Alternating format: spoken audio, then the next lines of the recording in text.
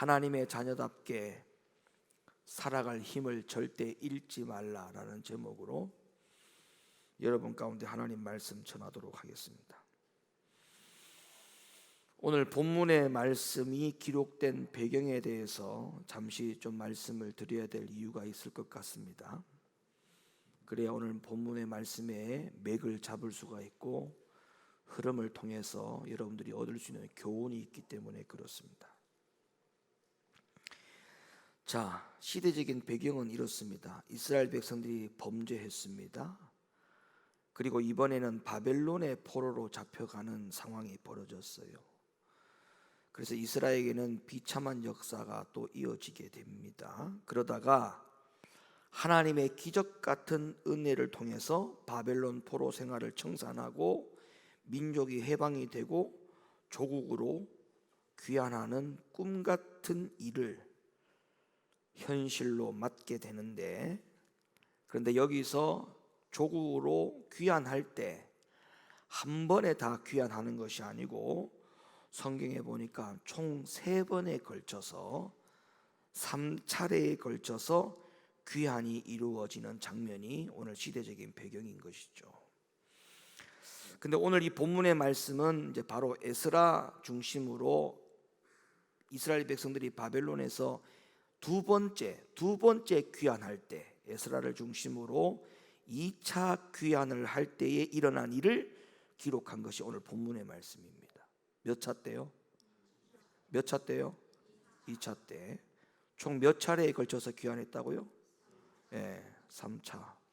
근데 오늘 본문의 말씀은 2차에 에스라를 중심으로 2차에 포로 귀환, 조국으로 돌아가는 그 과정 속에 일어난 일을 기록한 것인데, 그런데 이 에스라 제사장 중심으로 귀환을 했을 이때가 이스라엘 백성들에게 엄청난 가장 회복의 은혜와 역사가 일어났던 시기입니다. 그래서 오늘은 어떻게 해서 그런 일이 일어날 수 있었는지에 대해서 여러분에게 좀 말씀을 드리려고 하는 거지요. 자, 바벨론에서 이스라엘로 귀환을 한 이후에 어느 날 에스라의 귀에 너무나 가슴 아픈 이야기가 들려옵니다. 자, 어떤 이야기가 들려왔는지를 볼게요. 에스라 9장 1절로부터 2절. 이 일 후에 방백들이 내게 나와 가로되 이스라엘 백성과 제사장들과 레위 사람들이 이 땅 백성과 떠나지 아니하고 가나안 사람과 헷 사람과 브리스 사람과 여부수 사람과 암몬 사람과 모압 사람과 애굽 사람과 아모리 사람의 가증한 일을 행하여 그들의 딸을 취하여 아내와 며느리를 삼아 거룩한 자손으로 이방 족속과 서로 섞이게 하는데 방백들과 두목들이 이 죄에 더욱 으뜸이 되었다 하는지라. 이게 도대체 뭔 소리입니까? 이게 그들이 지금 어떻게 해서 바벨론 포로로 잡혀갔고 어떻게 해서 누구의 은혜와 도움으로 바벨론 포로 생활에서 청산이 되어지고 그들에게 자유와 해방이 되어서 다 자기의 조국의 나라로, 이스라엘 나라로, 선민의 나라로 귀환하는 이 은혜를 입었음에도 불구하고 그걸 다 잊어버린 것 같아요. 까마득하게 잊어버리지 않고서야 어떻게 그들에게서 악한 행실을 영향을 받아가지고 또 타락하고 변절된 삶을 살아간다라고 하는 이런 말도 안 되는 소리가 에스라 귀에 들리겠냐 이 말이죠. 이거는 그야말로 하나님의 백성으로서 살아갈 믿음의 힘을 다 잃어버렸다고 해도 과언이 아닙니다. 하나님의 백성으로 살아갈 힘을 다 잃어버린 거예요. 송두리째 하나도 남기지 않고 다 뺏긴 거나 다름이 없어요. 그러지 않고서야 어떻게 죄에 대하여 으뜸이 되는 일을 할 수가 있겠습니까? 자, 이런 상태에서 어떻게 무엇을 해결을 해 나가야 되느냐? 나라를 제도적으로 바꾸기 위해서 새로운 법을 만들어야 되느냐? 아니면 성전에 더 많은 사람들이 가서 예배를 드릴 수 있도록 성전을 더 크게 건축을 해야 되냐? 아니면 제사장들을 더 많이 뽑아가지고 백성들을 관리하도록 해야 되느냐? 아니죠. 결코 이것이 지금 현재 백성들의 문제에 직면해 있는 그 문제들을 해결해 갈 수 있는 키워드가 절대 될 수가 없습니다. 이방인들과 통혼을 했다고 했죠, 성경에 보니까. 그리고 그 과정에서 이방인들의 악한 행위들이 무분별하게 받아들여지고 이스라엘 백성들 한 사람 한 사람이 가장 먼저 자각과 회개와 각성부터 일어나야 함에도 불구하고 오히려 죄에 대하여 으뜸이 되는 위치에 앉아가지고 그들이 살아가는 이런 모습들 가운데 뭐가 가장 이들 가운데 우선이 되어야 될까? 라고 생각해 본다면 백성으로서의 신앙과 믿음이 다시 회복되는 것이 먼저일 겁니다. 그죠? 그래서 여러분, 백성으로서의 그 믿음과 신앙을 다 잃어버리면 언제든지 그 사람은 그 전에 하나님의 백성이었던 자녀든 심지어 하나님의 성전에서 가장 큰 일을 맡았던 기둥과 같은 일꾼이었다 할지라도 오히려 그 사람들이 죄에 대하여 으뜸의 자리로 올라설 수 있다라고 하는 사실을 명심해야 됩니다. 그래서 우리가 왜 은혜를 유지해야 돼? 우리가 왜 은혜와 믿음을 잘 유지해 가야 되느냐? 왜 우리가 성령의 충만함을 계속 유지해야 되느냐? 이거를 잃어버리면요, 우리는 언제든지 죄의 자리에 올라설 수 있기 때문에 그래요. 목사도 믿음이 떨어지면, 은혜가 떨어지면 얼마든지 목사도 죄의 자리로 갈 수 있습니다. 교회 안에 안수집사님, 장로님이라고 할지라도 믿음과 은혜가 떨어지고 하나님의 백성으로 살아갈 힘이 떨어지면 언제든지 그 사람은 죄의 위치의 자리에 올라설 수 있는 가능성이 언제든지 우리 안에는 내면 속에 깔려 있어요. 그래서 우리는 죄는 모양이라도 버려야 되는 그 훈련을 왜 해야 되느냐 하면, 그걸 하지 아니하면 우리의 하나님의 백성으로서 살아갈 힘을 자꾸만 잃어버리게 될 수 있는 요인이 되기 때문에 그래요. 그래서 우리는 그 믿음과 은혜를 유지하고 하나님의 백성으로서의 그 모든 자격을, 하나님의 자녀답게 살아갈 힘을 잃어버리지 않고 살아갈 수 있는 비결이 뭐냐? 다른 거 없어요. 항상 죄에 대하여 자각하는 것이 필요합니다. 죄에 대하여 자각하고 죄에 대하여 깨달아지고 그 다음에 회복이 되고 살아나야 그것이 곧 하나님의 자녀답게 살아갈 수 있는 힘을 회복해 가는 단계에 지나지 않습니다. 그러니까 죄와 자꾸 싸우는 것만이 하나님의 백성답게 힘을 길러갈 수 있는 요인이 되는 거예요. 죄를 그냥 터부시 여기고 죄를 겸하여 섬기고 살아가는 그 자체를 그냥 죄의식조차 갖지 못한다면 그 사람은 이미 하나님의 자녀답게 살아갈 힘을 잃었다는 증거입니다. 그러니까 죄는 죄라고 감히 얘기하고 죄는 죄라고 하는 사실을 분명히 깨달으면 그건 뭘 말하느냐 하면, 역으로 말하면 내가 하나님의 자녀답게 살아갈 힘을 지니고 있다, 그 뜻인 것이죠. 하나님의 자녀답게 살아갈 힘을 가지고 있는데 어떻게 무당집을 갈 수 있습니까?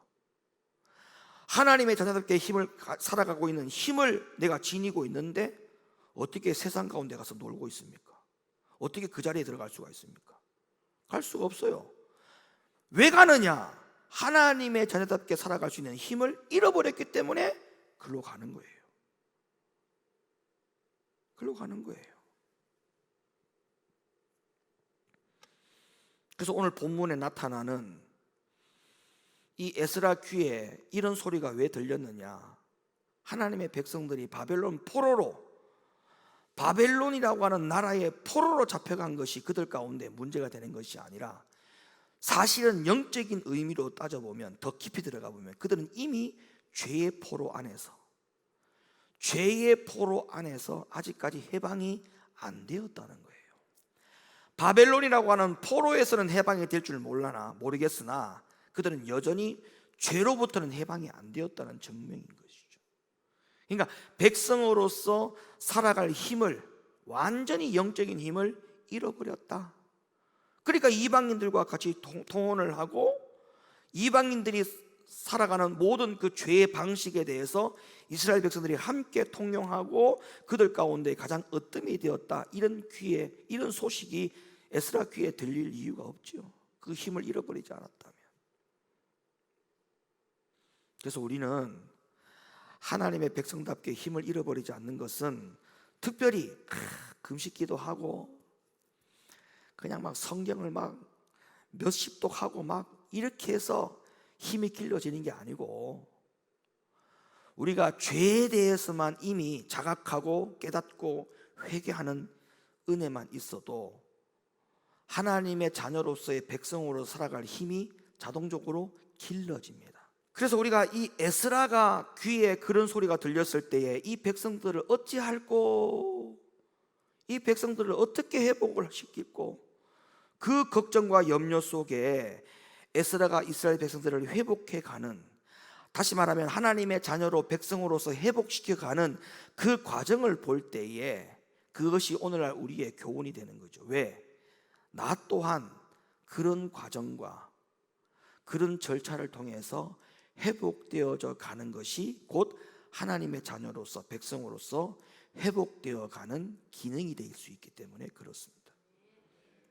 그래서 오늘 이 에스라가 이스라엘 백성들을 회복시켜가는 과정과 우리가 그렇게 하나님의 자녀답게 회복되어가는 과정이 똑같아야 된다는 거예요.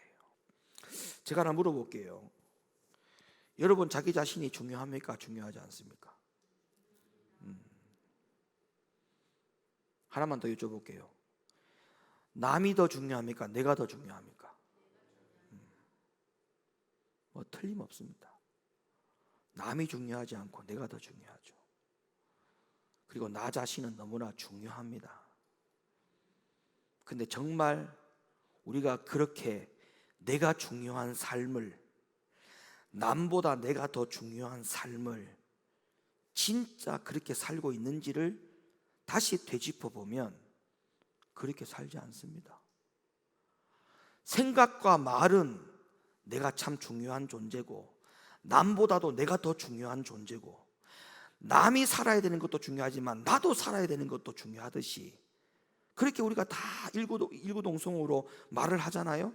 그런데 진작 내가 정말 중요한 삶으로 살아가고 있느냐라고 따져 물어보면 내 중심, 아니면 내가 그렇게 중요한 사람인가? 그게 의심이 될 정도로 그렇게 살지 않는 사람들이 너무 많아요. 자, 예를 들어 볼게요. 부모가 자녀에게 공부하라고 그럽니다.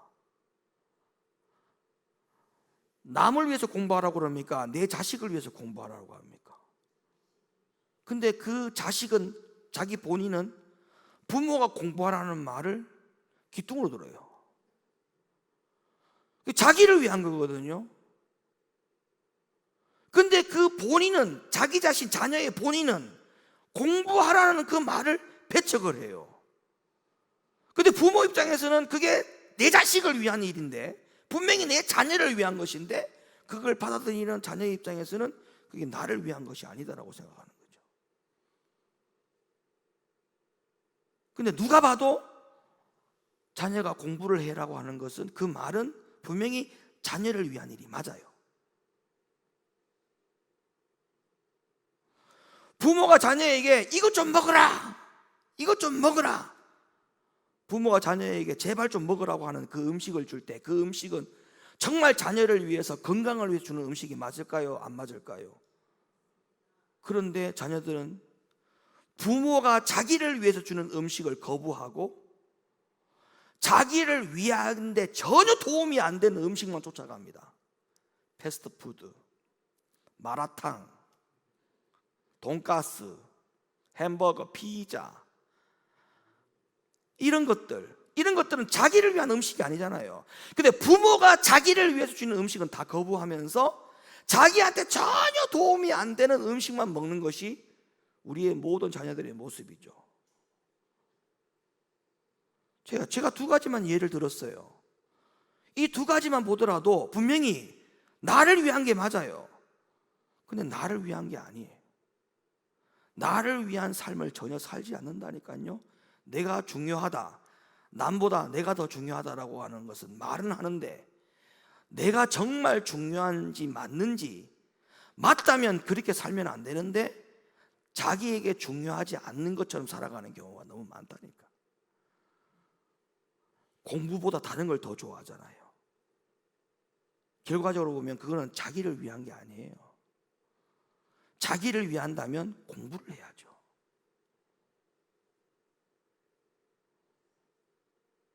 아니, 술, 담배 좀 끊어, 여보. 몸에 안 좋은 걸 왜 자꾸 그렇게 해? 분명히 아내가 남편을 위해서 하는 말이 자기를 위한 말이에요. 그죠? 근데 남편은 뭐예요? 죽으면 죽었지. 죽으면 죽었지. 이거 못 걷겠다는 거거든요. 그게 자기를 위한 삶입니까? 아닙니다. 그게 자기를 위한 이야기인데도 불구하고 내가 중요하다라고 알면서도 실질적으로 적용해가는 모습을 보면 자기를 위해서 적용하는 게 아니에요. 자기를 해롭게 하는 일을 선택하는 경우가 더 많다고요. 그러면 신앙적으로 들어와 볼까요? 신앙적으로 목사님이 여러분에게 하나님의 말씀을 가지고 가르치죠. 이렇게 순종해야 됩니다. 이렇게 순종 안 하면 안 됩니다. 이렇게 해야 하나님의 복을 받습니다라고 이야기를 합니다. 그게 누구를 위한 걸까요? 목사를 위한 걸까요? 11조 떼어 먹지 마십시오. 헌금을 정확하게 하십시오. 빈손으로 나오지 마십시오. 교회 충성 봉사를 아낌없이 하십시오. 하나님이 건강 주셨을 때 하십시오. 시간 주셨을 때 하십시오. 이렇게 얘기할 수 있죠. 그게 목사를 위한 겁니까? 여러분들을 위한 겁니다. 근데 죽었다 깨나도 말을 안 듣습니다. 예를 든다면. 근데 왜 그럴까요? 분명히 목사님은 여러분 자신을 위해서 그렇게 한 이야기인데 그거를 듣지 않으려고 해요. 그거는 본인이 나를 중심으로 내가 너무너무 중요하다는 사실을 인정은 하나 자기를 위한 삶을 살아가고 있는 것이 아닙니다. 그게 지금 이스라엘 백성들이 마치 그렇게 살아가고 있다는 거예요. 이스라엘 백성들이 하나님이 에스라를 통해 가지고 그렇게 바벨론 포로 생활을 청산하고 조국의 나라로 귀환하게 하는 그 엄청난 역사 속에 그들이 뭐가 일어나야 될까요? 우리가 왜 바벨론 포로 생활하게 됐는지, 내가 두 번 다시 우리 민족과 내 자식들은 이 바벨론 포로와 같은 생활을 다시는 해서는 안 된다. 이 원인이 뭔가를 따져보니 죄구나. 하나님 앞에 죄구나. 다시는 죄짓지 말아야 되겠구나. 이것이 그들 가운데 정말 자기를 위한 일이라면, 자기를 위한 생활을 한다면 그 생각을 했었어야죠. 그죠? 근데 포로로 귀환을 시켜줘도 이들은 이방인과 통혼하고 죄의 어둠으로 살아가는 이들 가운데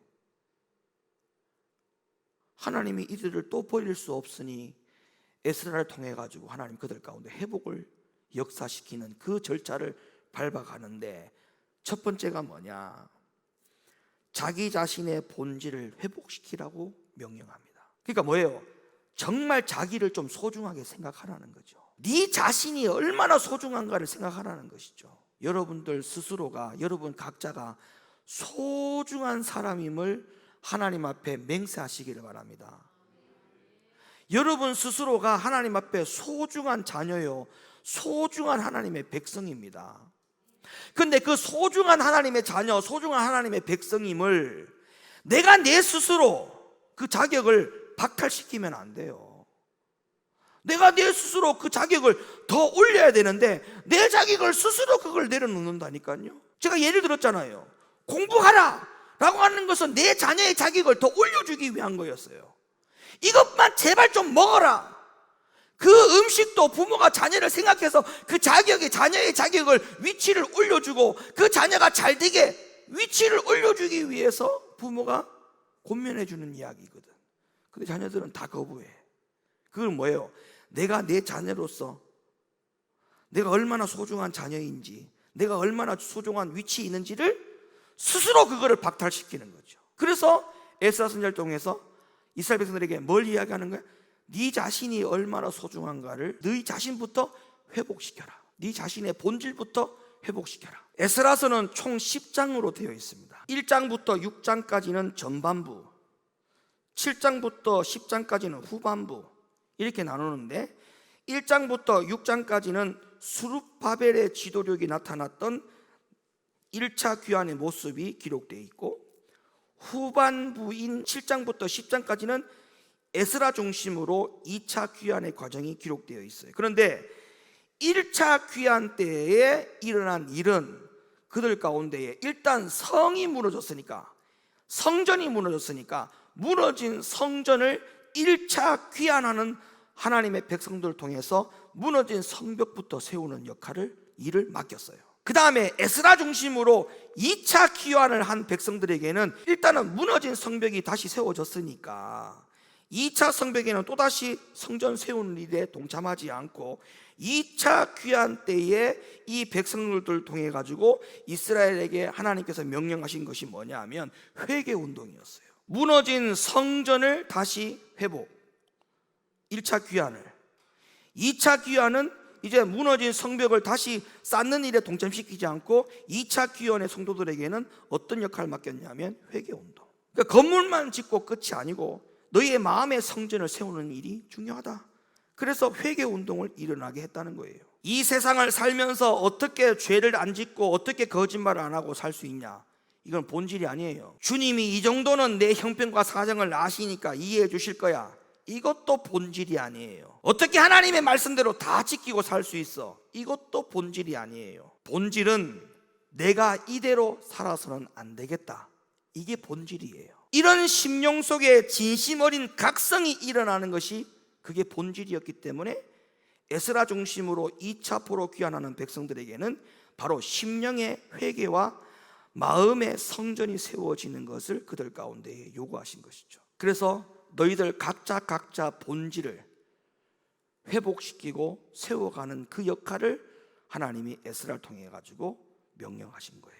오늘날에도 우리 자신이 정말 중요하다, 내 자신은 너무나 소중하다, 이렇게 생각하고 인정하시는 분들은 말로만 그렇게 하는 게 아니고 내 자신을 정말 소중한 존재처럼 여러분 스스로가 성격을 올려야 돼.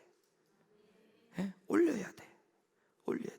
그러면 나한테 이로움이 되는 것들은 다 수용하고 다 받아들일 수 있는 사람이 돼야 돼요. 나에게 이로움이 되고 나에게 도움이 되는 것들은 다 수용해야 돼요. 왜? 내가 중요한 사람이라면, 내가 정말 중요한 사람이라고 하는 걸 인정한다면 나에게 이로운 것들은 그게 말이든 행동이든 모든 걸 다 받아들여야 돼요. 모든 걸 다 포용할 줄 알아야 돼. 이게 본질입니다. 이게 본질. 그러니까 내가 하나님의 자녀로서, 내가 하나님의 백성으로서 내가 정말 잘 되기를 원하면 하나님의 말씀을 내가 포용할 줄 알아야 돼.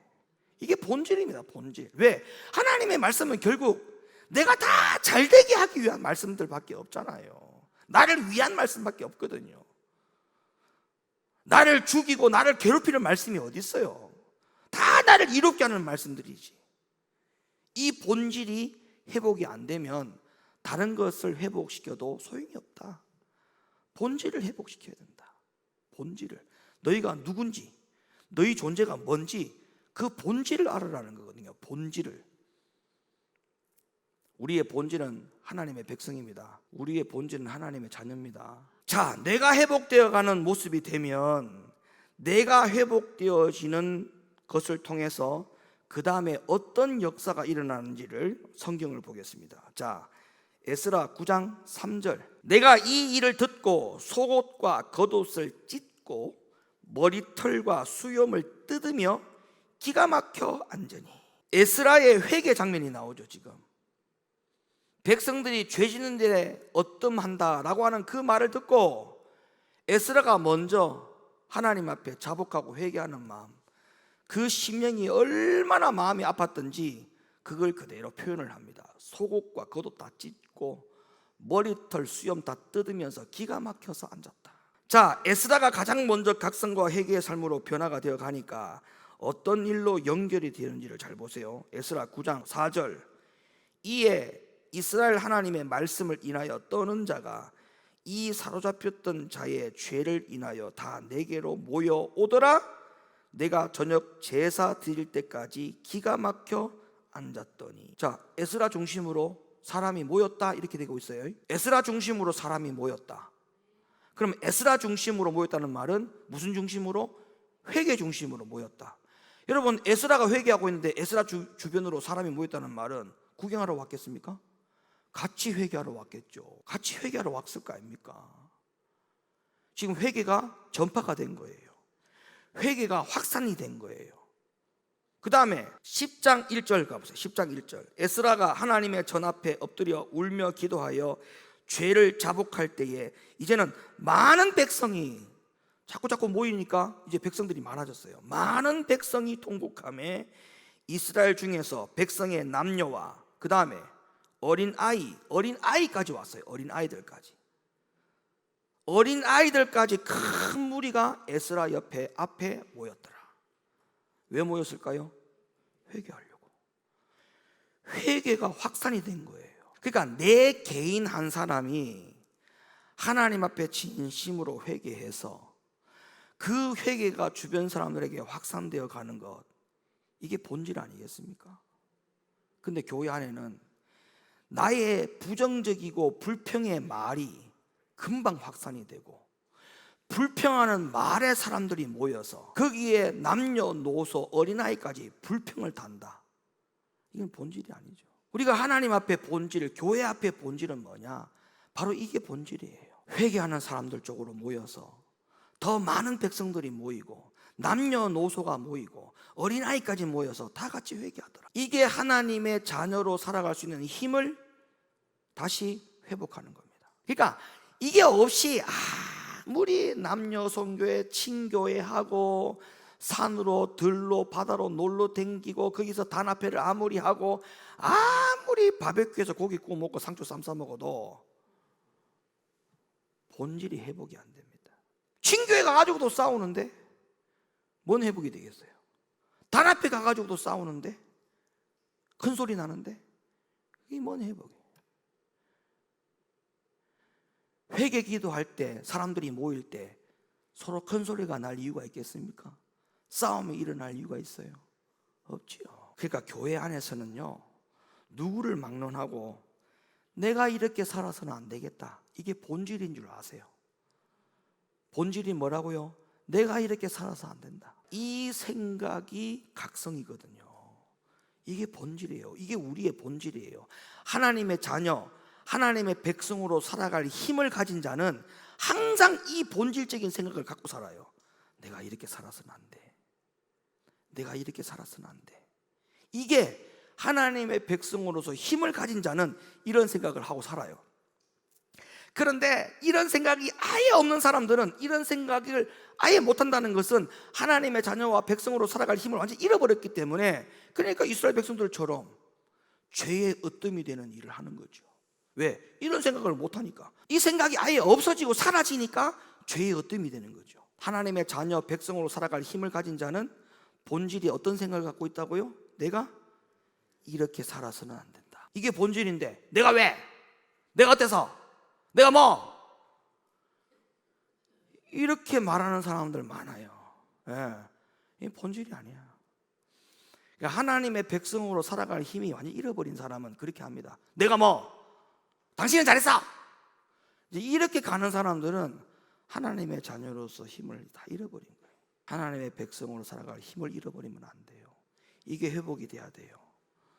그러려면 본질적인 생각, 내가 이렇게 살아서는 안 된다. 왜? 백성들 중에 에스라가 이 생각을 먼저 했거든요. 내가 먼저 각성하고 내가 먼저 신앙의 힘으로, 내가 먼저 믿음의 힘으로 살아가는 존재가 되면 내 가정에 봄이 오고 내 교회에 봄이 오는 겁니다. 여러분, 봄이 언제 옵니까? 여러분, 이런 생각 있어요. 자, 7, 8월 여름이 지나가. 그 다음에 7, 8월 여름 지나가면 우리 어떤 생각할까? 아, 괜찮아, 조금만 견디면 선선한 바람이 불어, 조금만 견디면 이 더위가 끝나, 이런 생각 해요, 안 해요? 에? 그 말은 뭐예요? 곧 가을이 오고 겨울이 온다, 이 말이거든. 에? 근데 여름이 지나가는데 좀 있으면 봄이 올 거야, 이런 생각하는 사람 한 명도 없죠. 봄이 오기를 기다리는 사람은 추운 겨울이 지나야 봄이 온다는 걸 알잖아요. 연단이 지나야 봄이 와요. 추운 겨울과 같은 과정을 거쳐야만 봄이 온다고요. 내가 회복이 되는 것도 마찬가지요. 회복이 되는 것이 봄이다. 그럼 회복이 그냥 하루아침에 돼요? 하나님의 백성들도 그들 가운데에 계절이 봄이 오는 계절을 맞이하기 위해서 바벨론 포로 추운 겨울과 같은 고난을 당하게 하시고, 그 전에 과거에는 이스라엘 백성들을 애굽에서 430년 동안 추운 겨울을 보내게 하셨잖아요. 그 모진 고난과 고통 끝에 그들 가운데 봄을 주셨지 않습니까? 그러면 여러분 어떻게 해야 되겠습니까? 자, 봄이 오는 건 분명히 해요. 겨울이 지나면 분명히 봄이 와요. 그런데 이렇게 생각하는 사람 있습니까? 겨울이 겁나게 길어졌으면 좋겠다. 이 추운 겨울이 정말 길어도 좋다. 왜? 언젠가는 봄이 올 거니까. 이런 생각하는 사람이 있어요. 봄은 언제든지 올 거니까 겨울이 아무리 추워도 나는 관계없다, 그런 사람이 있어요, 없어요? 없지요. 에? 봄은 옵니다. 어떤 생각합니까? 이 추운 겨울이 빨리 끝났으면 좋겠다. 왜? 끝나면 곧 뭐가 옵니까? 그럼 우리는 어떻게 해야 돼요? 고난이 와. 하나님, 고난이 길어도 괜찮아요. 역경이 길어도 괜찮아요. 더 주세요. 겁나게 괜찮아요. 이런 사람 있어요, 없어요? 왜? 이 고난이 끝이 나면 봄이 온다는 건 알아. 근데 봄이 오는 걸 알면서도 어떤 기도를 할 수 있느냐 하면, 하나님, 이 고난이 빨리 끝났으면 좋겠어요. 이 기도가 정상적인 기도 아닙니까? 그리고 봄은 곧 옵니다라고 하는 희망이 있기 때문에. 그런데 연단이 길었으면 좋겠다, 그런 생각하는 사람 아무도 없죠. 그러니까 뭐예요? 추운 겨울을 겪는다 할지라도 이 겨울을 빨리 끝내는 게 좋지 않습니까? 그럼 뭐 해야 됩니까? 빨리 회복해야 되지 않겠습니까? 빨리 회복하려면 뭐 해야 됩니까? 나부터 회복하면 되는 거예요. 나부터. 내가 처음에 물었잖아요. 남이 더 중요하냐, 내가 더 중요하냐. 그랬더니 내가 더 중요하다면서요. 그런데 우리는 희한하게 살아. 남편이 먼저 변화돼야 내가 변화된다고 이야기하고, 우리 교회 박 집사가 먼저 변하고 난 다음에 내가 먼저 변한다, 이렇게 다음 변한다, 이렇게 생각하고 있다니까. 아니, 내가 더 중요한데 남이 먼저 중요하다라고 이야기하고 있다니까. 이게 지금 추운 겨울은 남이 겪는 게 중요한 게 아니고 내가 겪는 게 더 중요하고, 따뜻한 봄을 맞는 것도 남이 봄이 빨리 오는 게 중요하고 내가 봄이 빨리 오는 게 더 중요하지 않습니까? 그럼 어떻게 해야 돼요? 내가 먼저 하나님 앞에 내가 이렇게 살아서는 안 된다, 먼저 회개의 각성이 일어나고 먼저 주님 앞에 변화되는 사람이 삶을 살아가면 그 겨울은 빨리 끝나는 거예요. 그럼 누구에게 좋다? 누구에게 좋다? 내게 좋다. 내게. 그게 나에게 좋은 일이잖아요. 그런데 왜 회개의 역사와 회심의 역사와 각성의 역사를 내가 빨리 하지 않고 남이 빨리 하기를 바랍니까? 이게 안 되는 거잖아요. 이게 이치적으로도 맞지 않잖아요. 그래서 우리는 마지막으로 어떤 결론에 이르러야 되냐면, 이제는 내가 다시는 하나님의 명령을 어기지 않고 내가 반드시 하나님의 명령을 준행하며 살겠다라고 하는 굳은 의지를 세워야 됩니다. 굳은 의지를 세워야 돼요. 내가 다시는 하나님의 말씀 불순종하지 않고 내가 정말 하나님 말씀대로 준행하며 살겠다라고 하는 굳은 의지를, 이제는 다시는 변하지 않는 그 굳은 의지를 세워야 돼요. 바벨론 포로로 하나님께서 다시 조국으로 귀환시켜줬는데, 하나님 그들 가운데에 백성들을 회복시켜가지고 각성이 일어나고 있는 상황 가운데 그들 중에서도 내가 다시 죄를 짓겠다라고 생각한다면 하나님은 그를 책임지지 않습니다. 그들 중에 각성이 일어날 때에 많은 사람들이 내가 다시는 하나님의 명령을 어기지 않고 준행하면서 살겠다라고 하는 의지와 결단이 있었다는 거예요. 그게 이 에스라서의 2차 포로 귀환 속에 담겨져 있는 녹록한 진리인 것입니다. 에스라 10장 2절 말씀 열어주세요. 엘람 자손 중 여히엘의 아들 스가냐가 에스라에게 이르되 우리가 우리 하나님께 범죄하여 이 땅 이방 여자를 취하여 아내를 삼았으나 이스라엘에게 오히려 소망이 있나니. 자, 에스라는 백성들에게 우리가 범죄를 했지만 그러나 우리에게도 아직까지 하나님이 계신다라고 하는 소망을 잃어보지 않도록 하고 백성들에게 뭘 요구하고 있습니까? 그러니까 회개해라. 회개하면 된다. 빨리 회개하자. 그러면 우리에게 봄이 온다. 이 혹독한 겨울을 빨리 끝내야 되지 않겠냐? 언제까지 이렇게 우리가 혹독한 겨울을 길게 연장시킬 것이냐? 그 이야기 하는 거예요. 그래서 에스라가 하나님 앞에 백성들을 향하여 다시 독려합니다. 하나님 앞에 먼저 나아가서 먼저 회개하는 것만이 우리 백성들이 민족이 회복되는 그게 지름길이다. 이걸 지금 피를 토하면서 이야기를 하는 것이죠. 여러분, 우리의 모든 일을 이루어 가시는 주체가 사람이 아니고 하나님이신 줄로 믿으시면 아멘 하시기 바랍니다. 이사야 43장 18절 말씀. 너희는 이전 일을 기억하지 말며 옛전 일을 생각하지 말라. 보라, 내가 새 일을 행하리니 이제 나타낼 것이라. 너희가 그것을 알지 못하겠느냐? 정령이 내가 광야의 길과 사막에 강을 내리니. 할렐루야. 하나님은 하실 수 있다는 거거든요. 우리는 못하지만 하나님은 하실 수 있다는 거예요. 그 다음 말씀 보세요. 자, 에스라 10장 3절. 곧 내 주의 교훈을 쫓으며, 이렇게 해야 한다는 거죠. 우리 하나님의 명령을 떨며 준행하는 자의 의논을 쫓아 이 모든 아내와 그 소생을 다 내어 보내기로 우리 하나님과 언약을 세우고 율법대로 행할 것이라. 그러니까 이방인들과 통혼을 하고 그들의 악한 행실에 영향을 받아서 물들었던 이스라엘이 그 다음 한 행동이 뭐냐?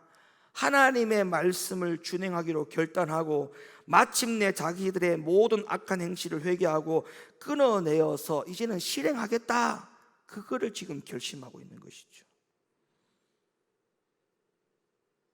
그래서 이스라엘 백성들은 이 이후로 그들 가운데 영원한 하나님의 왕국이 세워지는 놀라운 역사를 경험합니다.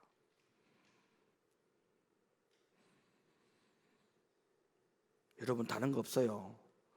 내가 먼저 하나님의 자녀답게, 하나님의 백성답게 힘이 회복되어지는 거예요. 다른 거 없어요. 그게 제일 중요해요.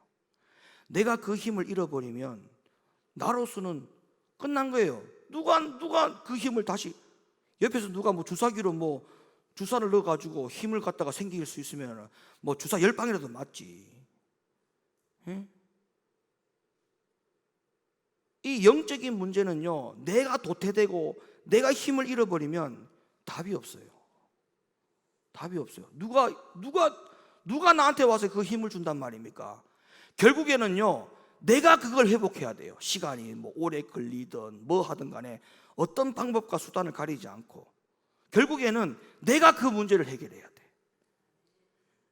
육신이 아프면 병원 가면 되지만 이 영적인 문제는요, 힘을 잃어버리는 문제는요, 결국에는 내가 잃어버렸지만 내가 이걸 잃어버린 걸 회복하는 거는 결국에는 다 내가 해야 된다니까. 내가 남이 해줄 수 없어요. 그리고 또 하나, 힘을 잃어버릴 때는 금방 잃어버립니다. 그 힘을 잃어버리기 전까지, 힘을 키울 때까지는 얼마나 많은 시간이 걸렸습니까? 고난, 환난, 고난, 환난, 고난, 환난, 고난, 환난, 이겨냄, 승리해, 또 고난, 환난, 고난, 환난. 얼마나 하나님 앞에 울부짖고 기도 많이 했습니까? 입에 침이 마르도록. 얼마나 랄랄라 많이 했습니까? 랄랄라. 두 손 들고 그 힘을 잃어버리지 않으려고 랄랄라, 하나님, 예수님, 성령님, 하나님, 예수님, 성령님, 하나님, 예수님, 성령님, 하나님, 예수님, 성령. 얼마나 말도 빨리 해, 기도도 빨리 해. 그렇게 열심히 해가지고 힘을 잃어버리지 않고 그거를 키워놨는데, 힘을 잃어버리는 건 한순간에 무너지는 거예요. 한순간에 무너지더라는 거예요. 그러니까 내가 손해볼지도 하지 마요. 제가 아까 처음에 여러분에게 질문했던 거 다시 질문해 볼까요? 여러분 자신이 중요합니까? 중요하지 않습니까? 남보다 여러분이 더 중요한 게 맞습니까? 그러면 여러분을 위해서 왜 그것을 소중하게 생각하지 않습니까? 내가 정말 소중한 게 맞다면 내 믿음 내가 지켜야죠. 내 신앙 내가 지켜야 돼요. 하나님의 자녀로서의 그 힘을 내가 지켜야 돼요. 내가 이걸 잃어버리잖아요. 남이 대신 그 힘을 충전해 주지 못합니다. 결국에는요, 내가 그 잃어버린 힘을 내가 다시 되찾아와야 되는 그 현실을 부인할 수 없지 않습니까? 그러니까 왜 본인이 손해보는 짓을 왜 하느냐 이 말이에요. 본인이 소중하다면서요. 근데 왜 본인이 손해보는 일을 하냐고요. 그러지 말라는 거지. 그러니까 마음이 다치고 믿음이 떨어지는 것에 아예 여러분들이 거기에 관여도 할 생각하지 말고, 거기에 귀를 기울일 생각하지도 말고, 거기에는 아예 근처도 가지 말기를 바랍니다. 할렐루야. 내가 좋은 말 들어도 믿음이 자랄까 말까인데 나쁜 말 들으면 믿음 쑥 떨어져요. 나쁜 말 들으면 믿음이 쑥 떨어진다니까. 그러니까 하나님의 자녀답게 살아갈 힘을 어떤 경우와 어떤 상황에서도 잃어버리지 않기를 예수님의 이름으로 축원합니다. 어디서나 여러분이 당당했으면 좋겠어요. 하나님의 자녀로서의 힘을 가지고 있는 그 힘을 여러분들이 어디서나 당당했으면 좋겠어요. 언제 어디서나 힘을 잃어버리지 않는 것이 티가 나도록 성령의 충만함이 늘 있도록, 늘 있도록, 언제 어디서나 우리 높은들 교회 성도들은 자녀답게 살아갈 힘을 절대 잃지 않고 살아가는 우리 성도들 되기를 예수님의 이름으로 축원합니다.